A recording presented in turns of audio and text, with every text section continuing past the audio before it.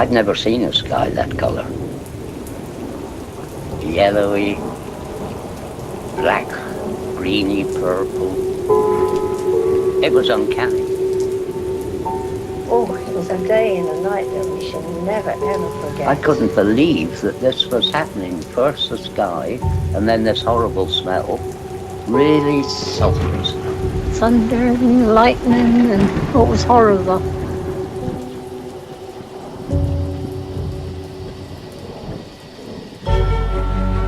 We're in very great danger from the pollution that's coming down over us. And we've been led astray by the military-industrial Is the government spraying complex. dangerous chemicals over us from Is the planes? government experimenting with our weather? Question at the heart of a phenomenon called chemtrail, Chemtrails is now a term getting referring to the widespread visible attention. trail left by aircraft Millions in of the tons sky. of toxic poisons released by Confirmed that planes during the as Cold part of War, the the government United plot to States affect military climate change. conducted secret The government is up there in airplanes spraying all kinds of chemicals to change or manipulate the weather, leaving what you see there, and they call that a chemtrail. Geoengineering. They say it puts poison in the soil. Tests show high levels of these increases the chemicals level in of our UV rain and radiation. soil. Using planes to spray chemicals into the atmosphere Heavy to metals manipulate or reflect the control. sun's rays. through the earth. And that's why health department records show a sharp increase in barium and aluminum in California's water supply. We shall propose further cooperative efforts between all the nations in weather prediction and eventually in weather control. The armies need to know more and more about weather that surrounds this planet is a vital part of the expanded research program of atomic weapons. We all talk about the weather. The Army is doing something about the weather.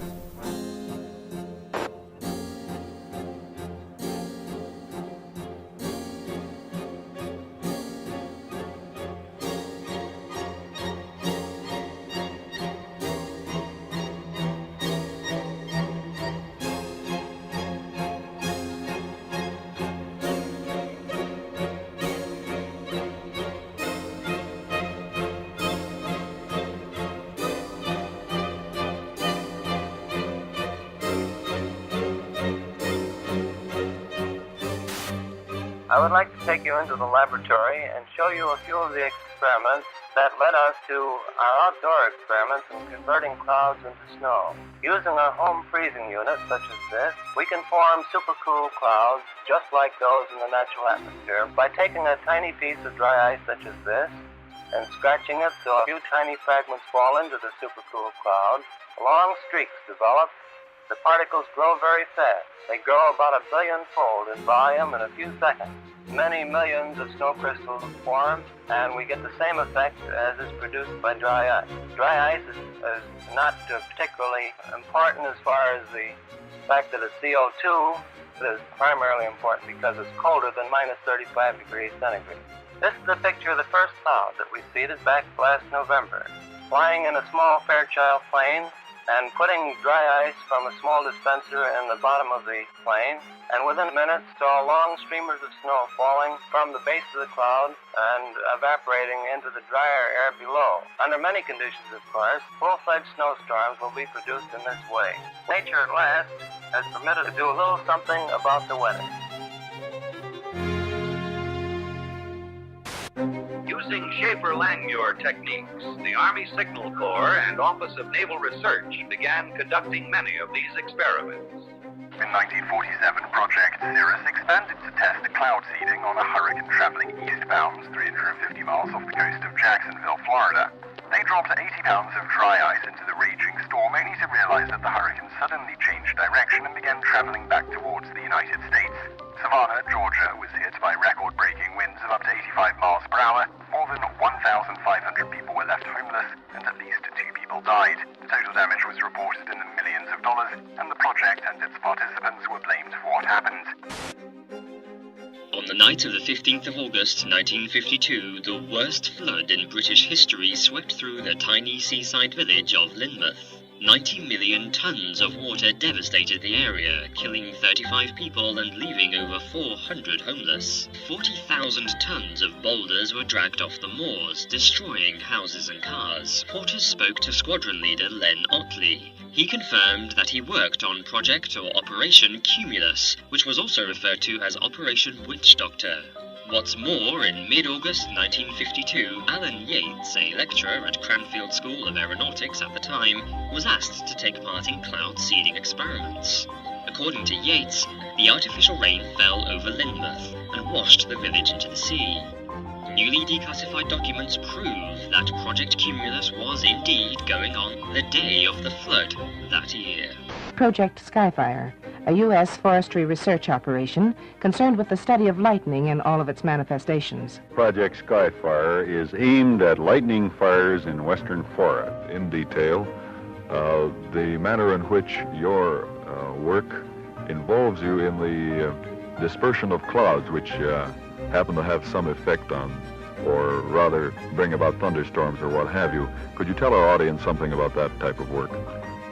Laurie, we're conducting experiments in cloud seeding aimed at determining whether or not weather modification techniques might possibly prevent lightning fires. We carry this work on by seeding clouds with silver iodide nuclei. We disperse silver iodide from specially developed generators located either on the ground or on aircraft. Our experience has been that we can do the best job through aircraft seeding. Again, man looks to his own efforts to increase the flow of water. Since the 1946 experiments of Dr. Vincent Schaefer, we have known that some clouds can be modified through seeding to yield additional precipitation. In 1961, Congress directed the Bureau of Reclamation to begin a long-range study of cloud seeding with the aim of eventually augmenting the nation's supply of water. The program, called Project Skywater, continues at many sites throughout the United States. Eventually, if the research program proves successful, the methods learned will become part of our nation's integrated water resources program. In 1962, during the Vietnam War, American forces responded with Operation Ranch Hand. Over the next 9 years, spraying an area about the size of Massachusetts with defoliants, the most notorious being Agent Orange. Large swaths of Vietnam were left barren. Enough food to feed 600,000 people for a year has been destroyed. Despite this sudden devastation, U.S. officials said the spraying created no lasting harm. Milton Ross, a Special Forces advisor near Pleiku, has a son born without the tips of his fingers. North Vietnam charged today that defoliants have produced many instances of miscarriages, congenital defects, and monstrosities among children.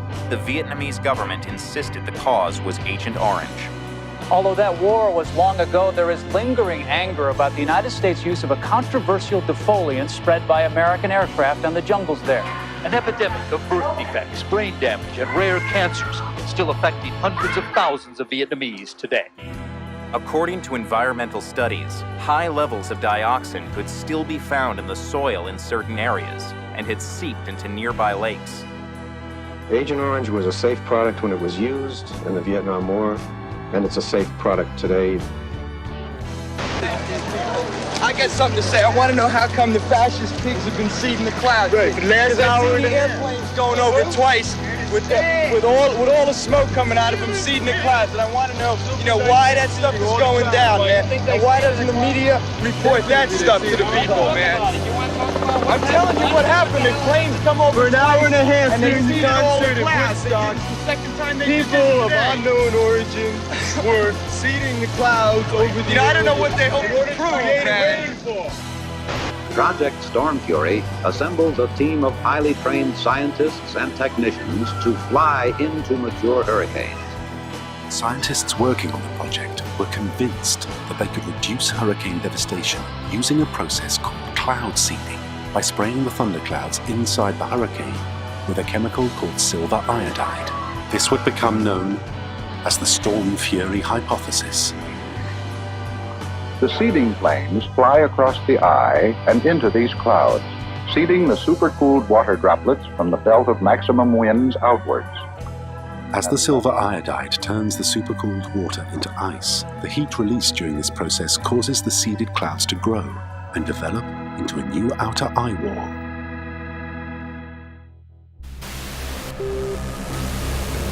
At that time, the United States Army were in Vietnam.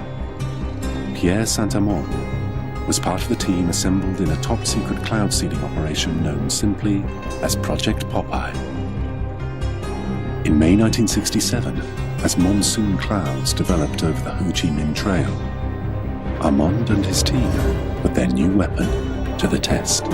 We ejected the material so that it fell into the growing part of the cloud, and it rained very heavily out of it, and everybody was convinced with that one experiment that we had done enough. Project Popeye had opened the door to a new and dangerous type of warfare.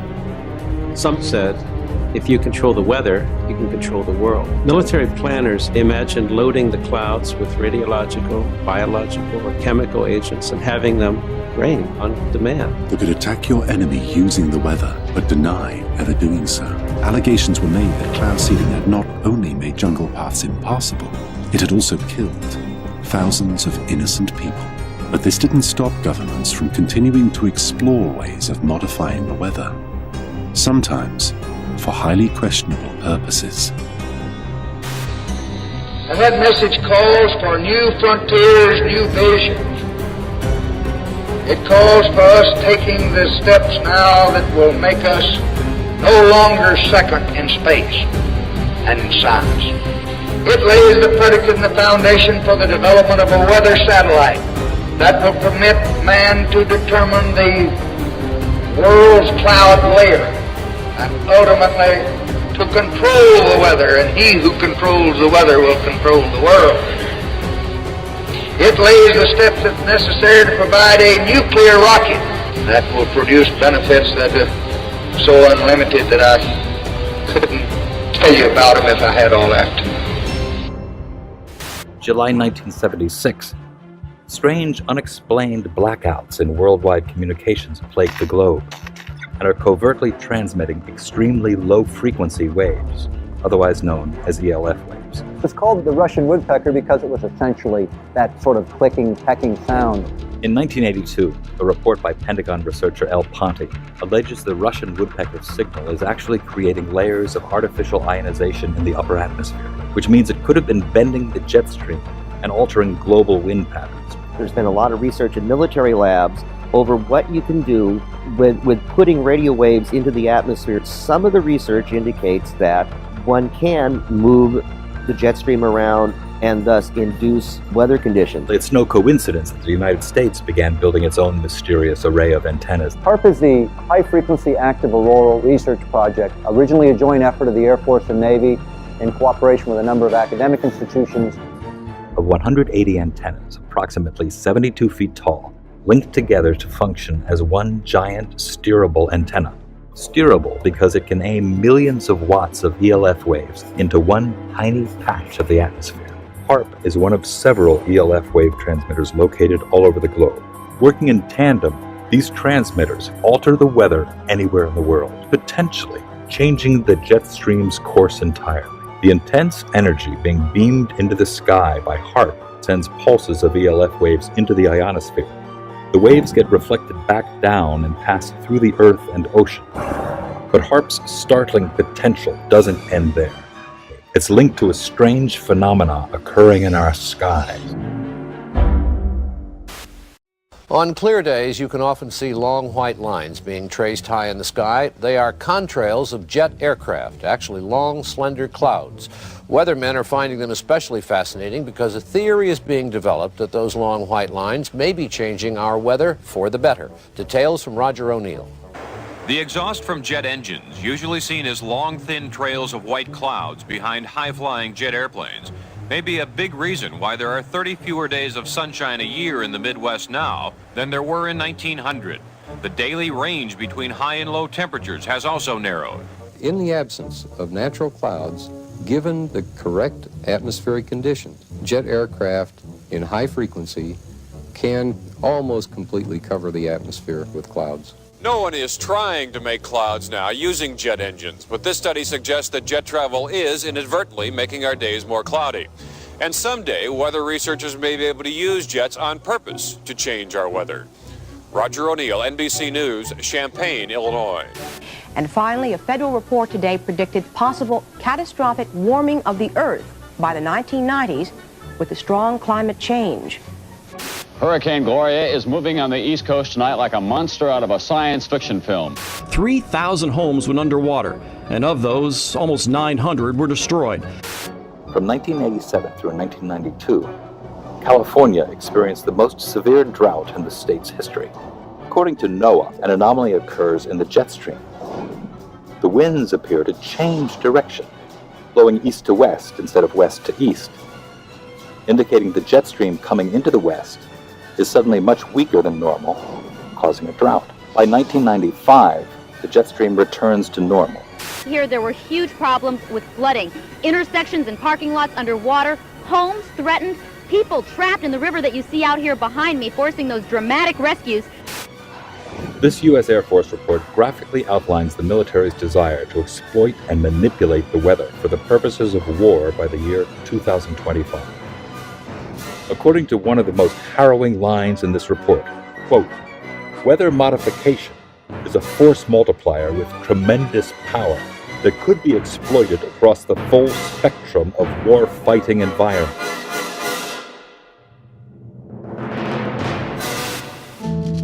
Man-made global warming is no longer just a theory about climate. It is the defining moral and political cause of our age. It is presented in the media as having the stamp of authority of an impressive international organization. From the IPCC, The United Nations Intergovernmental Panel on Climate Change, or IPCC. I've often heard it said that there is a consensus of thousands of scientists on the global warming issue and that humans are causing a catastrophic change to the climate system. Well, I am one scientist, and there are many that simply think that is not true. The final conclusions are politically driven. This claim that the IPCC is the world's top 1,500 or 2,500 scientists, you look at the bibliographies of the people and it's simply not true. There are quite a number of non-scientists. And to build the number up to 2,500, they have to start taking reviewers and government people and so on, anyone who ever came close to them. And none of them are asked to agree. Many of them disagree. Those people who are specialists but don't agree with the polemic and resign, and there have been a number that I know of, they are simply put on the author list and become part of this 2,500 of the world's top scientists. People have decided you have to convince other people that since no scientist disagrees, you shouldn't disagree either. Climate scientists need there to be a problem in order to get funding. We have a vested interest in creating panic because then money will flow to climate science. It's become a great industry in itself. And if the whole global warming farrago collapsed, there'd be an awful lot of people out of jobs and looking for work. There's one thing you shouldn't say, and that is, this might not be a problem.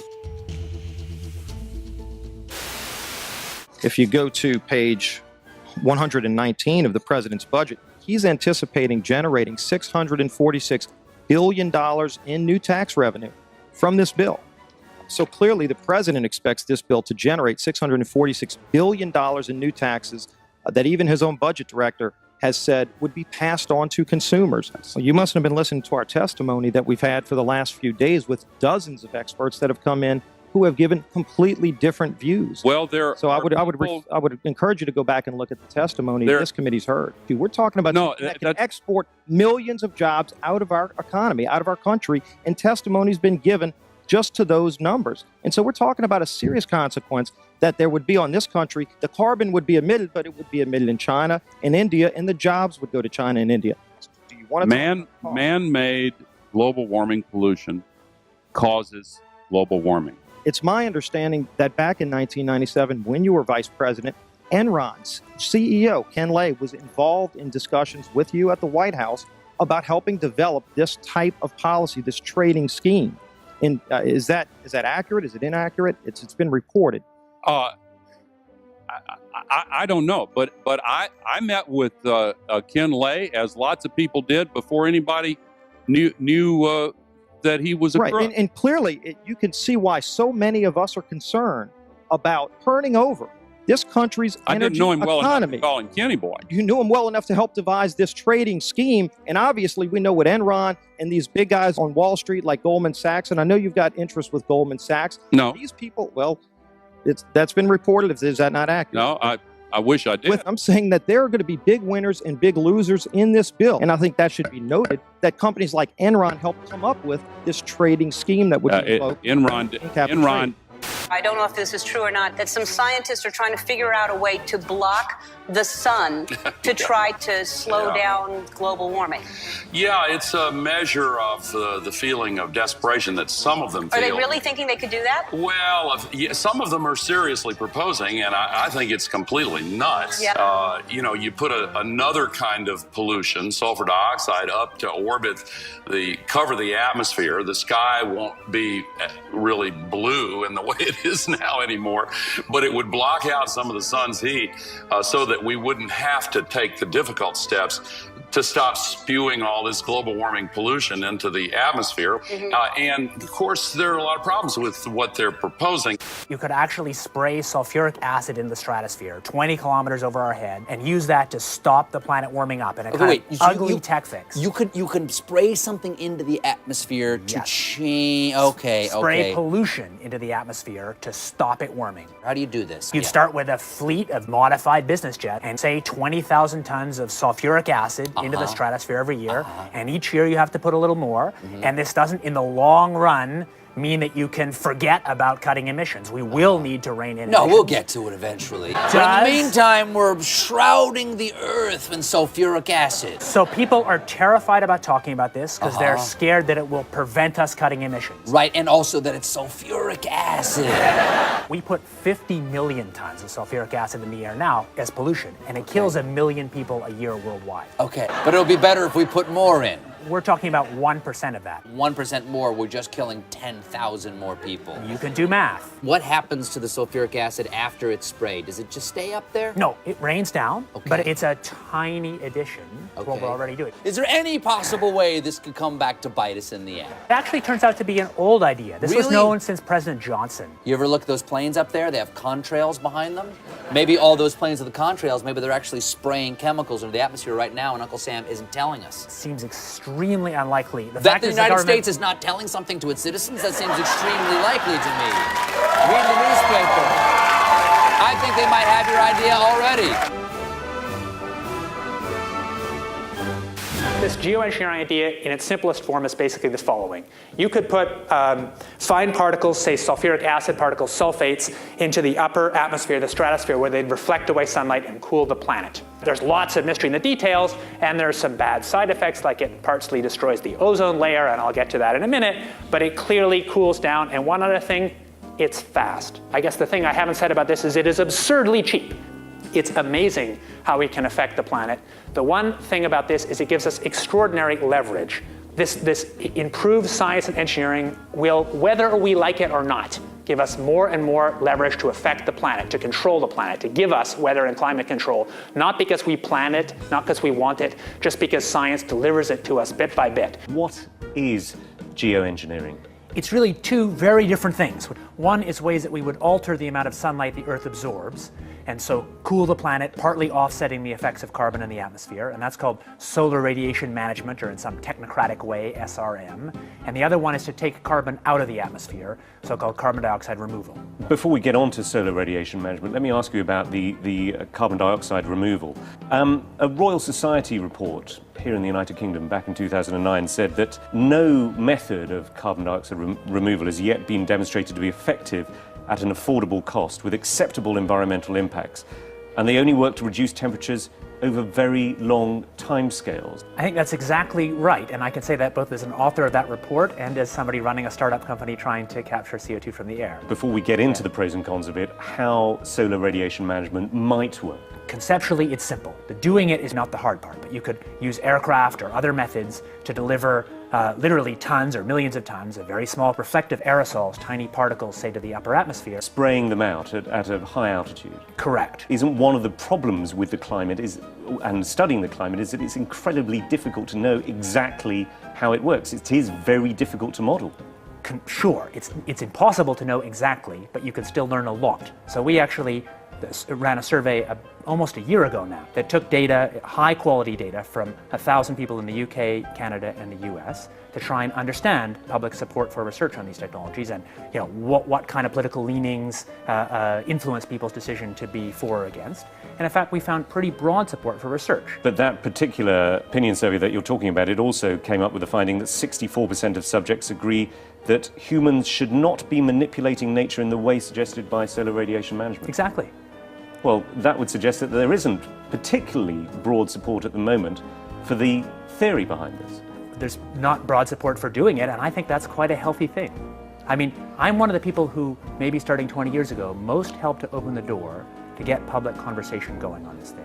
How do you think, in that case, the public can be convinced, given that there is, as we saw with this project in Britain, tremendous skepticism even about research at what you say is a very, very benign level?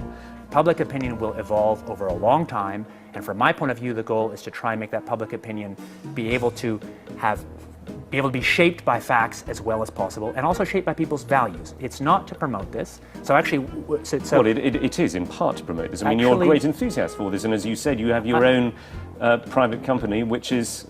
my private company works on a very different part of it, which doesn't suffer from these governance challenges. But it is all to do with the issue of geoengineering. I mean, you know, it's an incredibly sensitive topic. I actually don't think my job is promoting it. My job is to help clear thinking and clear knowledge about the tools we have to regulate climate risk, among them this one. And I'm perfectly prepared to find that results show that we should never do this. So if it works, and again, we don't know it does, it provides some protection in the near term.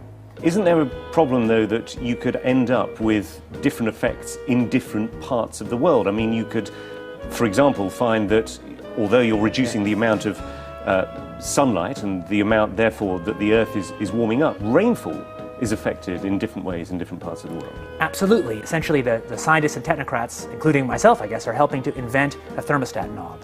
But it's much easier to invent the knob than to figure out who should be in charge of it in a world with many states. No, indeed, and I want to come on to the governance, but I want to ask specifically about the science of this, which is how far can you tell whether the effects of solar radiation management are then going to cause perhaps a catastrophic loss of rainfall in a certain part of the world. At the moment, it seems to be hazy, this. I think it's not as hazy as that. So using exactly the same climate models as we've used to estimate the problems with CO2 in the atmosphere, the underlying climate problem, we've applied those same models and same techniques to look at this. And the results so far, I have to say, look pretty good. That's why we're paying any attention to it. Richard Branson himself, who owns the Virgin Airline Group, was quoted back in 2009 in the New York Times saying, if we could come up with a geoengineering answer to this problem, we could carry on flying our planes and driving our cars. Is going to cost a lot of money. And yet I mean, let's be clear here, you and your company are after Branson's money. The cheapest thing to do is to use the atmosphere as a waste dump. And if we want to stop doing that, we must have laws that restrict the ability to use the atmosphere as a waste dump. My question is, are you not concerned that you and your company, Carbon Engineering, is looking for money from people like Richard Branson? It's funded, I think, in part by Murray Edwards, who is a key figure in tar sands, which is seen as one of the dirtiest fuels on the planet. It is. Are you not slightly concerned about the people who you're getting into bed with? I'm happy to take money from serious folks who have a broad set of interests. No problem. First of all, I should say, for work on SRM, on these very high leverage technologies that have security concerns, I believe there should be no private action, there should be no for-profit action. I believe it would make sense for SRM to actually restrict or eliminate the possibility of patenting. Isn't your company involved in several patents at the moment? This is the difference. So for capturing CO2 from the air, that's an encapsulated small technology, which can be regulated by the normal laws. It's inherently expensive, so there's no risk of sucking all the CO2 out of the air because it costs so much. Any technology you have that removes CO2 will have local risks, maybe unacceptable risks, but those risks can be managed by the normal local risk management we have. So I think that I'm happy to see private action on cutting emissions by making solar power or electric vehicles or capture from air. I'm not happy to see public action on technologies with this huge leverage, like putting particles in the stratosphere. I'll tell you a little bit about some new work we've been doing, thinking about how you actually might put aerosols in the stratosphere. The novel method we've been thinking about, or it's not novel at all, it's actually exactly what happens from aircraft contrails, is that we put a condensable, a few megatons a year of sulfur would be enough to produce sort of 4 watts per square meter radiative forcing directly out of the back of an aircraft. There's a huge literature in the nanofabrication world about making fine particles from low vapor pressure gas, and there's nothing very hard in terms of aircraft engineering. If you go to aircraft engineers, and we've done this, they say that would be easy, we could do this if you want us to. We've mostly thought about sulfur, and there's a lot of good reasons to think about sulfur, because sulfur's what nature does, at least in this version of the model. It's as if you put sulfur in continuously, you actually get a remarkably ineffective result. Nevertheless, there might be some good reasons to think about alumina. The big deal really is that alumina has 4 times the volumetric rate as sulfur, but roughly 16 times less the coagulation rate. So you could get away, we think, with much smaller mass flux. The little picture is from a nanofabrication study, which shows you can make high-quality alumina particles just by spraying alumina vapor out, which oxidizes. So it certainly seems pretty cost-effective and easy to do this with aircraft that are not very different from conventional aircraft. High-class business jets like the Gulfstream have wing designs that are very efficient. So with slightly different engine choices, they can easily deliver large weights up to sort of 20 kilometers or a little higher. And you could do that by either building new versions of these aircraft or even re-engineering existing aircraft. We have engineering firms that can do it. So you go to an engineering firm and you want this done. They don't say this is hard or unusual. They say, okay, yes, we could do it. Once you realize you can make things by direct condensation from vapor, then all sorts of different compounds are possible. But it's much, much harder to actually figure out the environmental risks and effectiveness of these new methods than it is to cook them up. Aerosol geoengineering looks like it is so cheap that the cost is basically not going to be an issue. That means that implementation decisions will be risk-to-risk decisions. So the key factors are this is fast, it's cheap, and it's inherently imperfect. It cannot compensate for the amount of CO2 in the air. On a commercial basis, I do absolutely no proprietary commercial work on solar radiation management because I think such work would be wrong.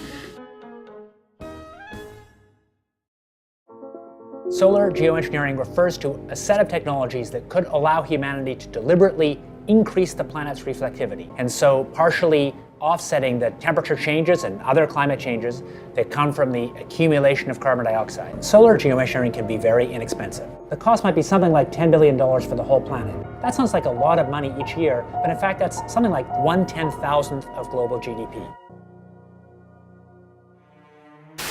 This next story is so unbelievable, we didn't think it could possibly be true. But after receiving thousands of records and declassified reports from the Army, it's confirmed that during the Cold War, the United States military conducted secret tests on unsuspecting people in the city of St. Louis.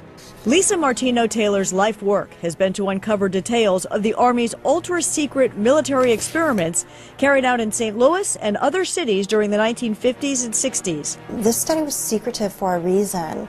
They didn't have volunteers stepping up and saying, yeah, I'll breathe zinc cadmium sulfide with radioactive particles. These Army archive pictures show how the tests were done in Corpus Christi, Texas in the 1960s. In Texas, planes were used to drop the chemical, but in St. Louis, the Army placed chemical sprayers on buildings and station wagons. City officials were kept in the dark about the tests. The Cold War cover story was that the Army was testing smoke screens to protect cities from a Russian attack. Clearly, they went to great lengths to deceive people. By making hundreds of Freedom of Information Act requests, she uncovered once classified documents that confirmed the spraying of zinc cadmium sulfide. The greatest concentration of this compound was sprayed near the Pruitt-Igoe housing complex just south of downtown St. Louis. It was home to 10,000 low-income people, and an estimated 70% were under the age of 12. Martino-Taylor claims they all unknowingly inhaled this compound morning, noon, and night, so the government could measure its effects on their lungs. So this was in violation of all medical ethics, all international codes, and the military's own policy at that time. And Venezuelan leader Hugo Chavez has once again accused the United States of playing God. This time it's Haiti's disastrous earthquake that he thinks the U.S. was behind. Spanish newspaper ABC quotes Chavez as saying that the U.S. Navy launched a weapon capable of inducing a powerful earthquake off the shore of Haiti. He adds that this time it was only a drill, and the final target is destroying and taking over Iran. A wild accusation from Iranian President Mahmoud Ahmadinejad. He says Western countries are causing drought in certain parts of the world, including Iran. He says They're using high-tech equipment to drain raindrops from clouds. He basically says European countries are stealing rain from Iran for their own use. You know, they were talking about climate change yesterday, and now we're learning that scientists and researchers are looking at how to change the weather on purpose. That's right. Lasers now could one day manipulate rain and lightning. That's right. Well, as Mark Twain once famously said, everyone complains about the weather, but no one ever does anything about it. Well, instead of doing a rain dance, we physicists are firing trillion-watt lasers into the sky to actually precipitate rain clouds and actually bring down lightning bolts. When you have water vapor and you have dust particles or ice crystals, you can precipitate rain. It condenses around the seeds. These seeds can also be created by laser beams. By firing trillion-watt lasers, you rip apart the electrons, creating what are called ions, bringing down rain and even lightning. I remember reading the stories that China had used this during the Olympics, that the USSR had used this after Chernobyl to create rain clouds. I mean, did those really work then? We have some of these capabilities now? Inconclusive. Even in the 60s, the CIA used this to bring down monsoons during the Vietnam War. Governments have been playing with this thing. Alleged to. Alleged to, right. Yeah. Now, we realize that for decades now, these governments have been alleged to have experimented with weather control, but nothing conclusive. We're actually using trillion-watt lasers now. They precipitate rain out of water vapor. Sure enough, you can actually bring down electricity down the beam. The bad news is, if it's a clear blue sky, it's not going to do anything at all, because it only takes water vapor that's already in the air and condenses it. However, you name it, outdoor events and agriculture and flooding and even hurricanes, all of them could be subject to weather modification. Terrorists no longer the CIA's only priority. The U.S. intel agency now investing in weather?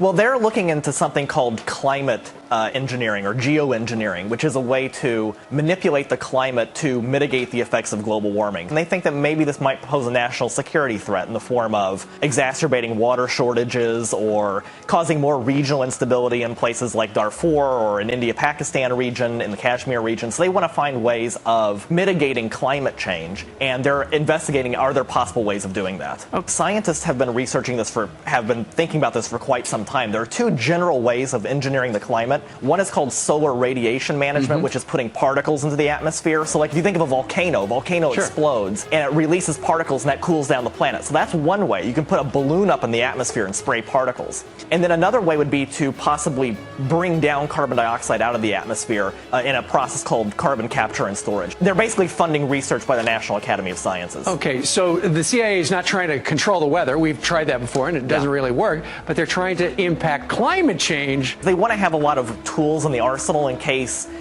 climate change is as bad as some scientists believe it is. They want to have a way of mitigating it. You told one of our producers at this point it's pretty doubtful this is a viable terror threat right now. I don't see I don't see the CIA. Yeah, I don't think that it's going to be an immediate threat. It's definitely something that's going to be a long-term, decades down the line sort of thing. Well, there you go. Another example is the array of technologies, often referred to collectively as geoengineering. One that has gained my personal attention is stratospheric aerosol injection, or SAI, a method of seeding the stratosphere with particles that can help reflect the sun's heat in much the same way that volcanic eruptions do. An SAI program could limit global temperature increases, reducing some risks associated with higher temperatures and providing the world economy additional time to transition from fossil fuels. This process is also relatively inexpensive. The National Research Council estimates that a fully deployed SAI program would cost about $10 billion yearly. Now, I could go on and on and on and on about the things that fascinate me, but rather than talk about them, I thought I'd stop here. Thank you, Senator. The Air Force has gotten great value out of HAARP in the past. We took over from the Navy and managed it and actually did a number of experiment campaigns up there and have finished our work that we're interested in doing up there. We've moving on to other ways of managing the ionosphere, which the HAARP was really designed to do, was to inject energy into the ionosphere to be able to actually control it. And but that work has been completed. The Air Force has maintained the site for other government agencies to use for several years now. And with DARPA completing their project, that's our last government customer that we have in the site. We have put out a call for other agencies that had interest in managing the site or taking it over, and including going out to academia.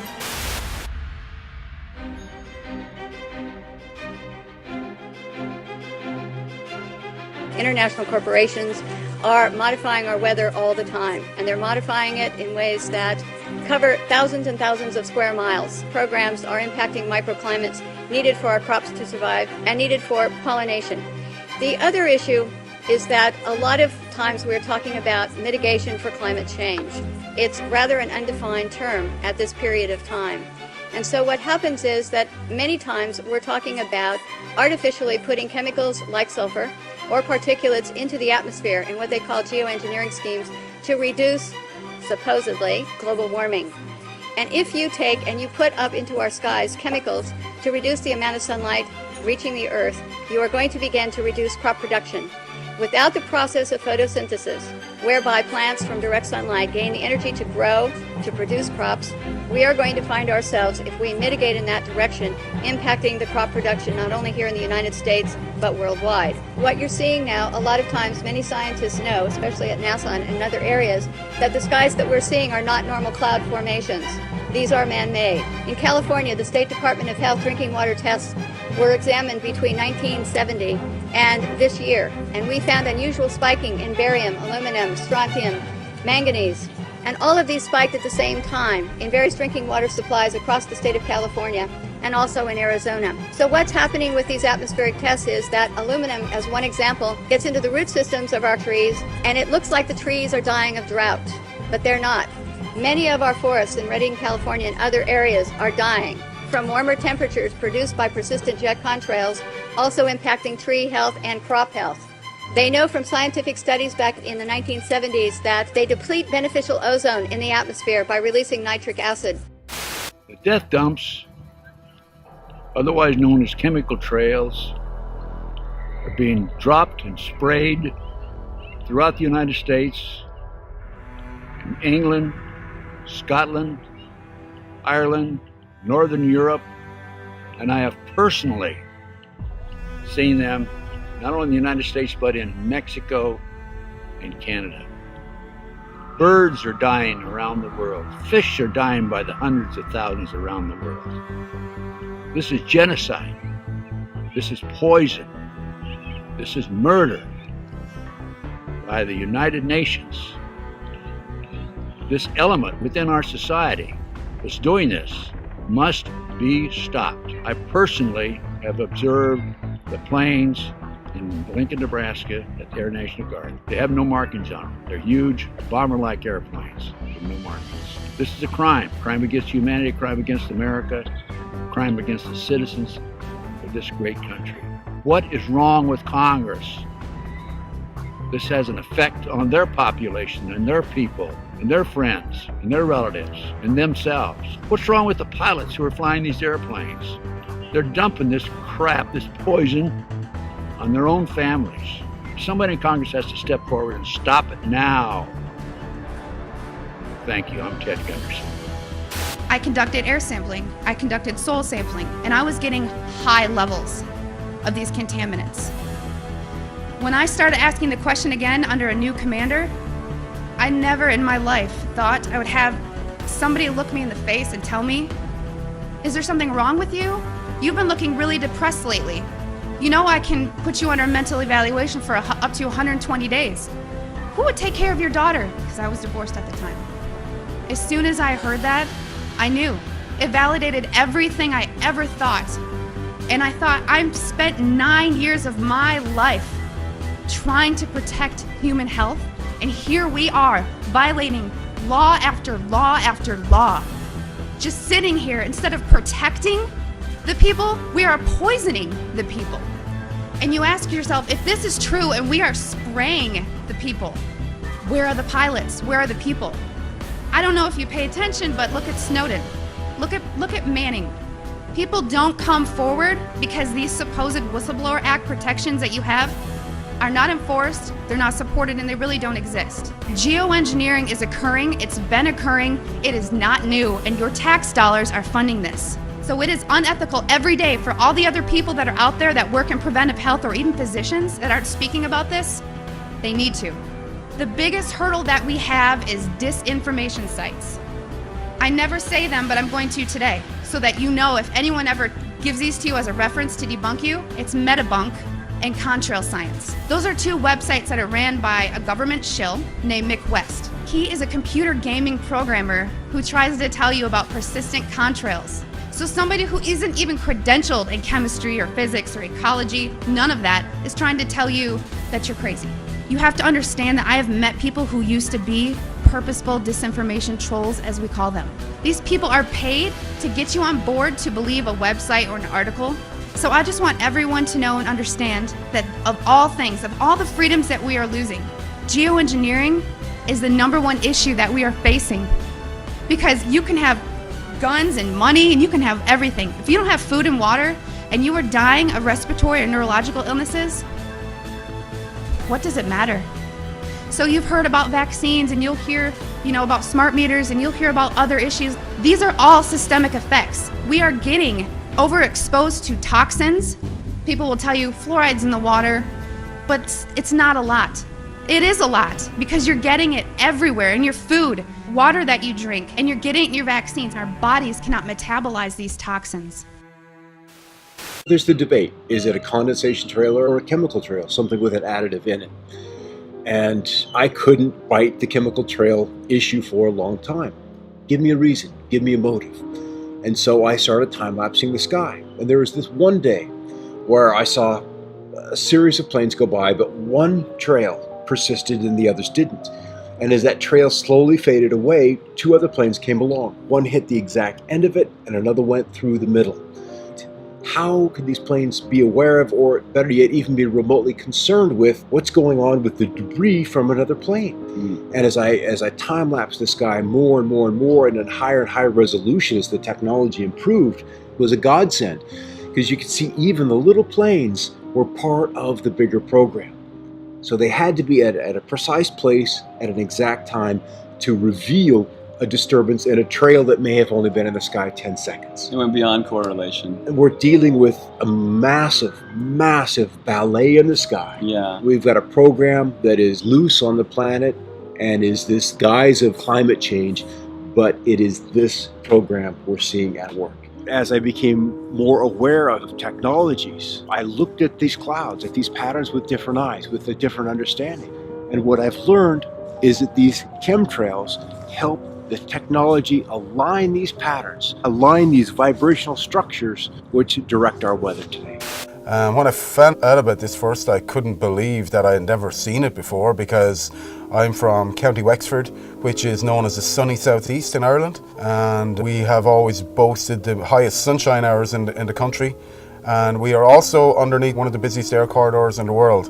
When I started to find out about chemtrails, I started to look up and I realized that, yeah, these trails do linger all day, and they go horizon to horizon, and you look to your old photographs and you don't see these kind of trails. So I suppose when the penny dropped was when I saw what in the world are they spraying. That's really when this whole thing kind of made sense to me, because it was explained in a documentary. People knew what they were talking about, and this made a lot of sense. This is a government program to control the weather, and if you think about it, if you want to dominate and control the planet, this is the ultimate weapon to do that. So the Irish media now are normalising weaponised air as a reality that we must get used to. They are blaming car emissions and coal pollution, but there's no mention of the elephant in the room, the hundreds of millions of tons of substances being sprayed into our atmosphere every year, like aluminium oxide, which David Keith and other geoengineering proponents are proposing spraying into our skies. They will never admit these programs are going on, but we know they are going on because 2004, the Civil Aviation Authority in the UK conducted an investigation into cabin air quality, and one of the peak materials found was aluminium. So what the hell is aluminium doing floating around up at cruising altitude? So now Monsanto miraculously have an aluminium-resistant seed that can grow in aluminium-contaminated soil. Why would they have such a thing unless they knew of a problem that was down the line or already happening? Last year in 2015, a study came out of Keele University in the UK, and bees were found to have had massive high quantities of aluminium in their brains. This is a big problem. We need bees to keep the food chain sustained and to keep it alive. And now Monsanto have recently bought a bee research company called Biologics in 2012. And they have genetically modified a bee that can only pollinate Monsanto crops. And also, this bee is resistant to all pesticides. So why would they want to design such a Frankenstein creation unless they knew of a problem that already existed or a problem that was in the pipeline? Dementia now is the biggest killer in women in the UK. And what's the main cause of dementia? Aluminium accumulation in the brain cells. We are in the fight of our lives. All sources needed for life to exist are under direct attack from these programs. Oxygen, sunlight, and water. Once you know about this, you have a duty of care to get involved. As a caretaker of this planet, we must all come together to stop these programs because we can do it. Once you find out this is going on, you understand that the air you breathe is being compromised. Things don't get any worse than that. You're standing at the end of the plank, what else do? You got to take action, otherwise you are condoning what's going on. Silence is compliance. So we got to speak out. We spend a lot of time outside looking up at the sky, and not a lot of people do that anymore.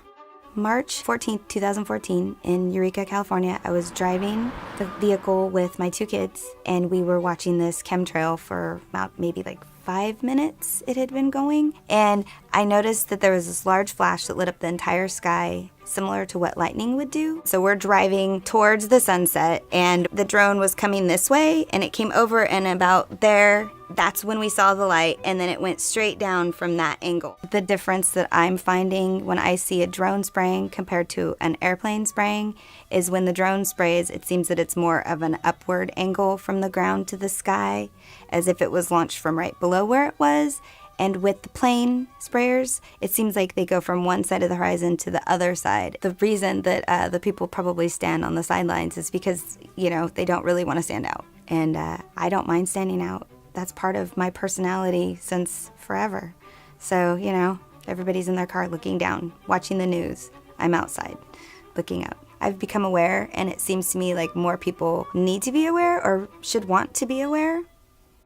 My name's Jack Falsrock, and I'm Madra Maui. I grew up on the east side of Mount Shasta. We went out and hunted and gathered all of our food all the time. That's when I first started noticing that something was wrong with the earth. Then I started seeing things in the sky that was not supposed to be there. And then I seen that what caused those things was the planes that was flying over, and they were polluting the sky. And I was wondering why don't they care about the sky? What I noticed, you know, is this really strange weather. You know, it really disrupts everything. You know, I noticed that too. You know, how when it gets cold sometimes. And then it gets hot, and then it gets cold, and it gets hot. You know, it disrupts this environment here, you know. I mean, anybody that understands when they grow things, you know, they know that the weather can't change like that. You don't have to be a scientist to understand that. And when you disrupt that, when you keep putting these clouds in between the earth and the moon, you're going to disrupt the whole world. You're going to disrupt man, you're going to disrupt all these animals. You know, that's why it's not good to change the weather. The weather's how it's supposed to be. It's like what they're spraying over there with the mosquitoes. They say those things so they can scare people so they can continue doing that. And that's all they do is scare these people so they can, oh, we gotta do this, we gotta do this. And there's nothing to be afraid of in here. Everything was created beautiful. Are you not happy? You know, go some other earth. Go over there. You know, get on your plane and go somewhere else. You know? They stop spraying the chemicals. We can heal. We will heal ourselves just like the earth will heal. If they stop the chemicals before it's too late. And people really begin to understand, you know, really, really understand. I know that people accept the sky the way it is now because they're so used to it. And it's really sad. We should stop using all the chemicals that we use. And trying to control the things that we shouldn't even control. Quit using the chemicals. Quit using the chemicals in the sky. Are you going to wake up one morning and you can't breathe? Then what are you going to do? We have freedom of information in both British Columbia and Canada. So I first inquired from the province because I was relatively close to the people there, so I thought I could probably find out more from it than I might from Canada. However, I did get a quick response from the province saying basically they knew nothing about it and they couldn't help me. It took a long time for me to get a response from the federal government. I requested the information through the Freedom of Information legislation in about 2013, I think it was. And it was 2014 in March when I finally got a response. I got 47 pages, of which 10 were blanked out completely, and 6 or 8 had comments, this information cannot be provided for you under section whatever of the Freedom of Information Act. So I didn't get all the information. There's a lot out there that they haven't told us. But they told me enough that it basically confirmed for me and for all of those that the report was provided to that yes, it was happening. And I think there needs to be more an awareness among the people. The more we talk about chemtrails, what's happening, we're being rained upon with aluminum, barium, strontium, all of that, and the effects, of course, we're feeling here as well. It's recognized in the report from the federal government of Canada that this will affect geoengineering, as they call it, chemtrails, solar radiation, whatever you want to call it, will affect climate. It's reflecting back the sunlight, but it also recommends or recognizes in the report that it's going to have different effects in different places. The moment governments admit that this is happening because of what it is they're doing, there's a liability, there's a responsibility, and that for them is a problem. So as long as the people are relatively quiet and they're more interested in a football game, a baseball game, or whatever it is today, as I said earlier, create an awareness. And I point to the sky every time I see the chemtrails, and whomever with me will know that those are chemtrails. If I'm not doing it, my wife will certainly do it. Lillian points it out every time to everyone, and that needs to happen. I guess for the most part, the populace still thinks that governments can't do that to us. It's impossible that it's happening. If the government came out, or the bureaucracy or whatever came out and said, we're very involved in genetically modified foods, or we're creating chemtrails, which means that you're being rained upon with aluminum or whatever, that would probably not go over too well. That would be politically very unpopular. You would have an outcry, you would have a protest, you would have a mini revolution. So they're going to try and keep it down as much as possible. You're not going to see a whole lot of politicians or bureaucrats jumping on it. The pressure is going to have to continue on. There's got to be a lot of it. It obviously, the result will be enormous public awareness. Once aware, they're going to fight it. They're going to be on our side. We're going to be together on the issue. That's important. I first got into chemtrails when I had some solar panels fitted onto my roof, and I noticed on the days that the sun was out, it was great, 4 kilowatts, happy days. And then I noticed some days it got down to 1 or 2 kilowatts, when actually the weather forecast sun. I'd never taken much interest in the weather until I was earning money out of it. And then when you find out you've earned only a fifth of what you should have earned according to the weather forecast, then something wasn't quite right. And I'd never heard the word before, chemtrails. And then when I went and looked it up on YouTube, I couldn't believe that somebody would actually spray the sky with lines deliberately. And yet, as the weeks went by, I found out absolutely it's true and they were doing it. And it was costing me money. There's other subjects that have come along in the meantime when I thought, is there anything that could be done to stop this? And having found other subjects, people like Wilhelm Reich's name was coming up, and even later Tesla. Wilhelm Reich, very, very clever person in as much that he realised there's an energy in life that's very, very powerful and important and is related to good health. And after many years of investigation, he found out there were some fantastic properties to this, and he called it orgon, which is related to ether. Other people came along, people like Trevor Constable, who looked at generating and changing the weather with certain pieces of equipment. And this isn't the use of chemicals, this is actually the use of equipment which reacts with ether, and it's perfectly 100% natural. Wilhelm Reich actually found out there was amazing cures with ether, and one of them was cancer. He actually cured the people that the hospitals discarded and put them on the scrap heap basically and says, we can't cure you. And Wilhelm Reich virtually cured every single one of them. He understood what ether was about. And how he found out about the cancer is that when you change the frequencies of DNA, the DNA loses all its instructions. And that means that the DNA grows distorted and it can't grow the way that it should grow. In other words, if it's part of your skin or it's supposed to be part of your kidney, it grows into a deformed piece of the body that shouldn't even be there. But by correcting the frequency, the DNA goes back to grow how it should do. And that's one of the amazing things he was working on. Tesla proved beyond any shadow of a doubt that he can actually tap into the energy which is already there. And what I mean by that is when you have two opposing potentials, you can tap in the difference between the two potentials, and that's your energy that you're actually creating. Now, Tesla said something that I thought was very interesting. I only found this out recently. He talked about ether, and he made this statement that ether controls magnetism, electricity, and all energy.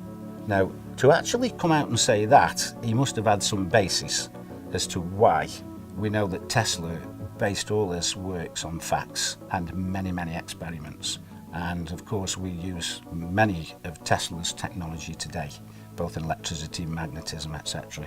And so we're in a position now where we're looking at equipment that Wilhelm Reich manufactured and made.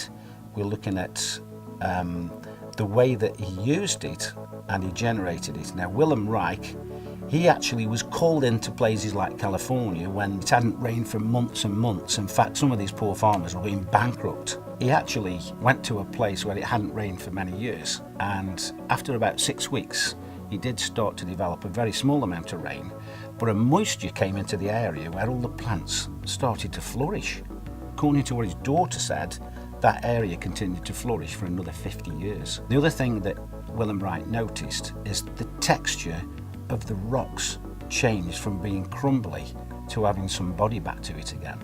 So when we talk about ether, we're not talking about just weather modification or health to the body. Ether must be some kind of energy which controls, as Tesla said, everything. It's like the link that ties and controls everything together, whether it's energy, magnetism, or electricity. I would love to be able to use ether to bin 1, 2, 3, 4, 5,000 square miles of chemtrailing. That would be fantastic, before they use it for all the other agendas. And if we could do that, happy days, because that's what a lot of people are looking forward to, a day where all this crap is not in their control anymore. And I believe if we could master this, ether will do exactly that.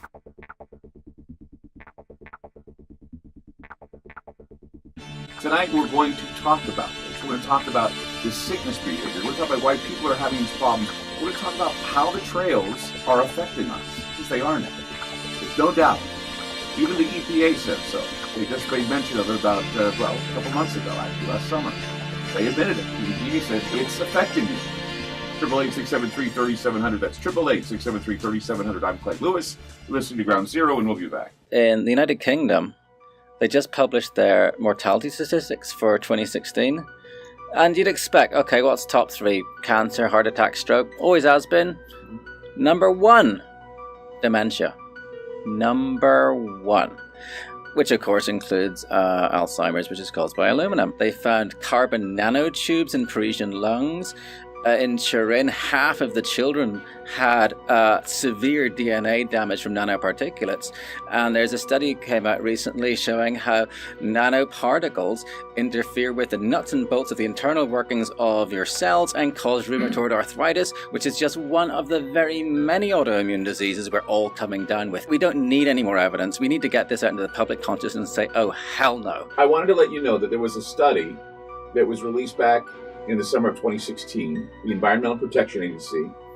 They declared that emissions from jet engines endanger the health of human beings and the environment. They pointed out they were investigating the possibility that lingering contrails, this is what they called them, lingering contrails contribute to dangerous heat waves, more powerful storms, lengthening of fire seasons, and other dangerous consequences. Well, there's a new study about air pollution that's revealing that, once again, the particulate, the aluminum and barium that we talk about in the trails, is creating dementia. For older women, breathing air that is heavily polluted by metals and other sources of fine particulates nearly doubles the likelihood of developing dementia, and the cognitive effects of air pollution are dramatically more pronounced in women who carry a genetic variant known as APOE, that's APOE-E4, which puts them at higher risk for developing Alzheimer's disease. There are so many things going on, and it's because these nanoparticles are disrupting the workings of our cells. Our bodies attack ourselves, and it goes nuts. But just concentrating on what's being sprayed is only half the story. The electromagnetic aspect of this is devastating. The Russians were using the woodpecker program back in the 80s. They could change it right here. Yeah, because it's very long wavelength. It travels a very long distance. And it's such simple technology. Our body's resonant frequency is 5 hertz. All you have to do is just point that at someone, and it's, if you pick someone up and shake them at 5 times a second, they'll fall apart. There's so much research on the cognitive, physiological, and other effects of electromagnetic radiation on our bodies and our minds. And, put a burrito in the microwave, it does something. You'll often find you just be going about along with your day, and then suddenly, bam, you're extremely tired, you just have to sleep. And you'll find a lot of people at the same time will have those things. You'll have people getting similar muscle spasms in different parts of the body all over the place. I mean, it's full spectrum warfare. I mean, the electromagnetic, the spraying, all these sort of things. In Scotland last year, between 2014 and 2015, the death rate from respiratory failure went up 14% in 1 year. That's statistically significant. I mean, why aren't they asking, why, is this massive jump? Italy's death rate overall went up 11%.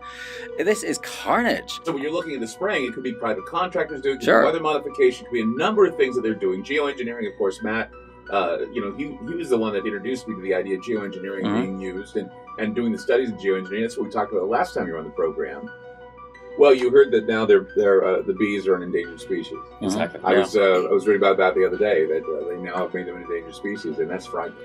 Because before we had what did they call that, hive colony collapse disorder. Yeah, colony collapse disorder.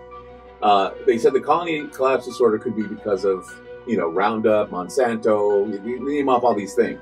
But think about this: the bees are dying of the same type of problems that we're having, and that is dehydration, not getting enough water, not having enough water in our bodies, having diseases that are creating this sick behavior that we're having, and the bees get it too.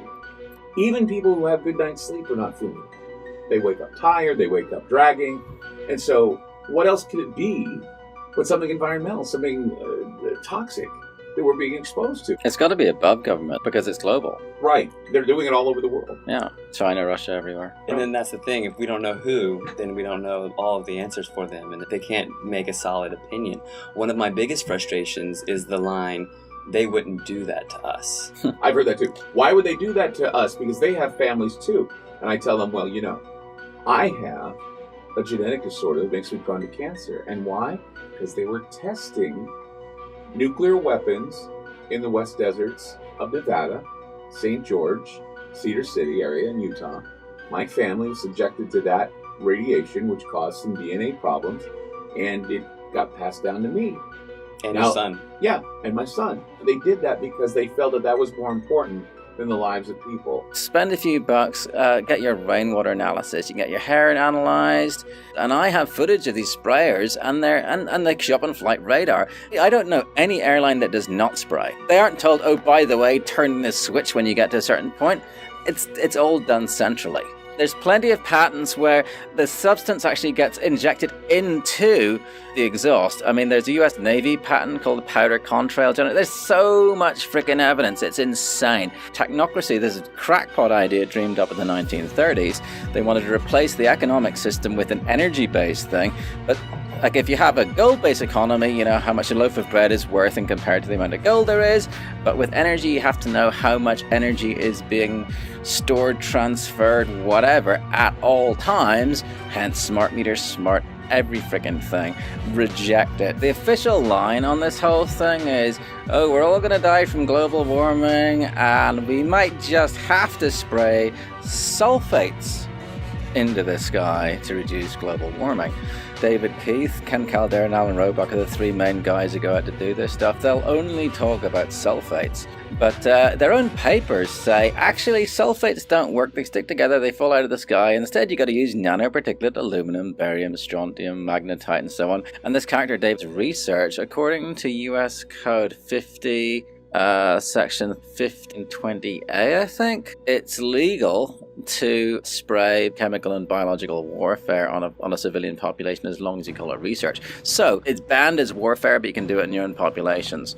So I think all the spraying is generally done by people's own militaries. What they're doing is they're establishing a geoengineering governance regime. It's a self-proclaimed regime. They asked for papers to identify things like, should we even involve the UN? Should we take into consideration human health impacts?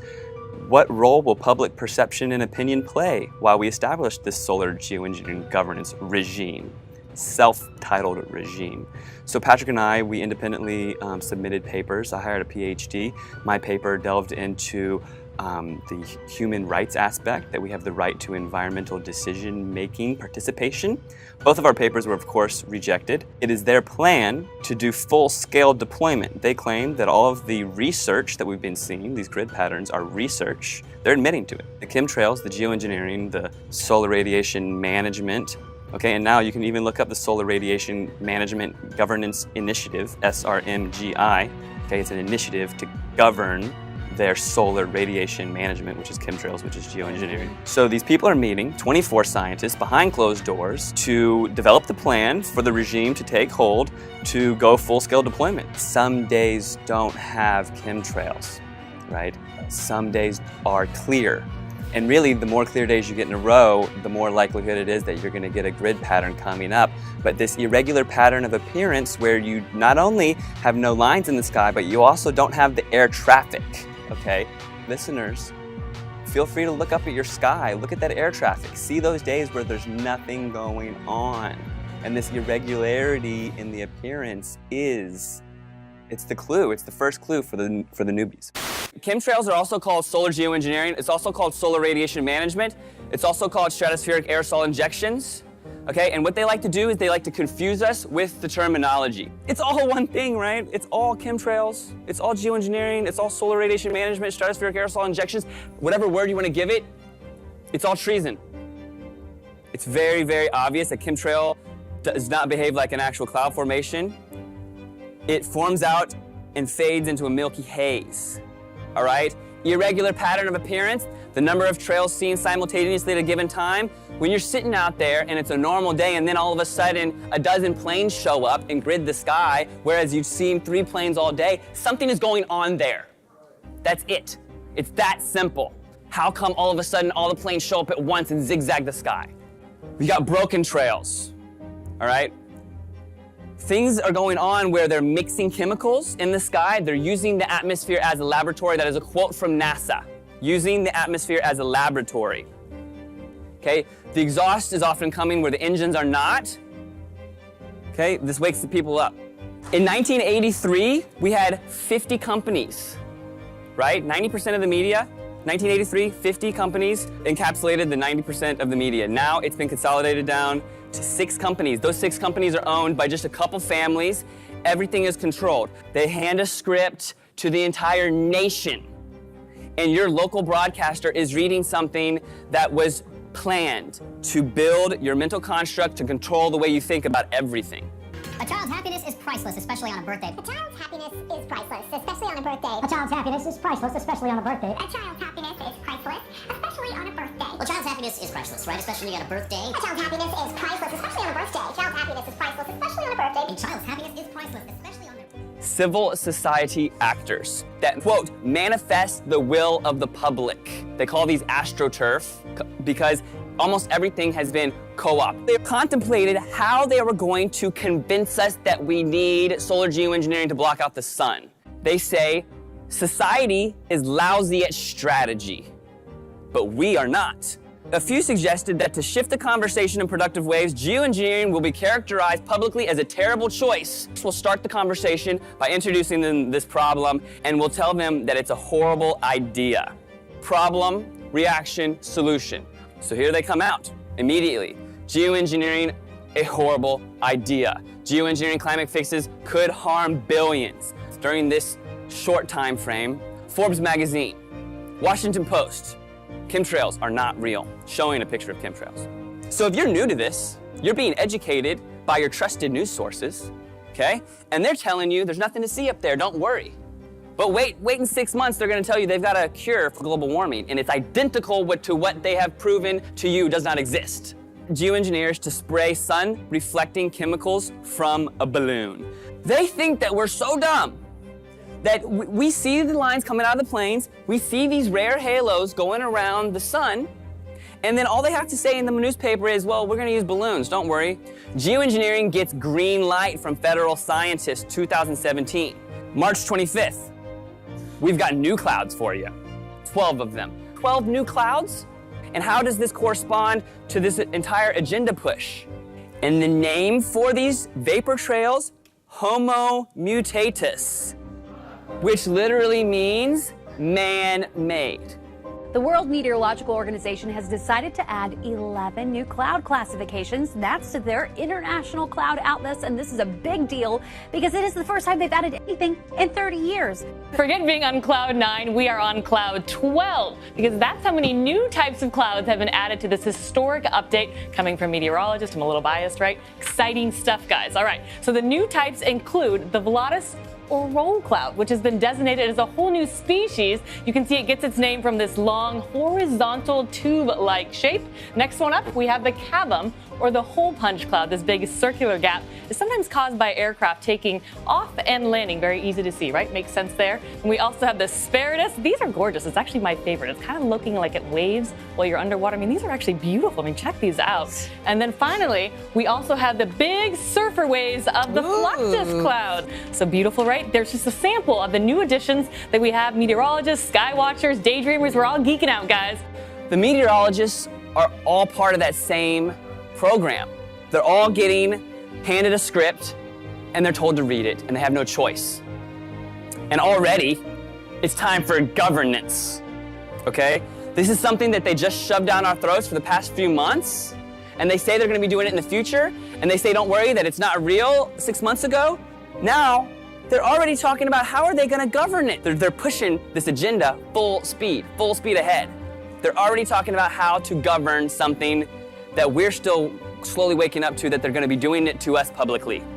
This very small group of globalists claim that they have the exclusive rights to saving us and that we don't get it and they do. This is all of our skies, this is all of our air, this is our children's future. Everybody is involved here, all right? There was a time when people got pissed and they did something about it and they made things change, okay? They know that they can program you through social media, okay, and we can't let that happen. It's up to us to carry this information forward. It's up to us to be the change. And if we don't do it, we're not gonna have any sun. Thank you.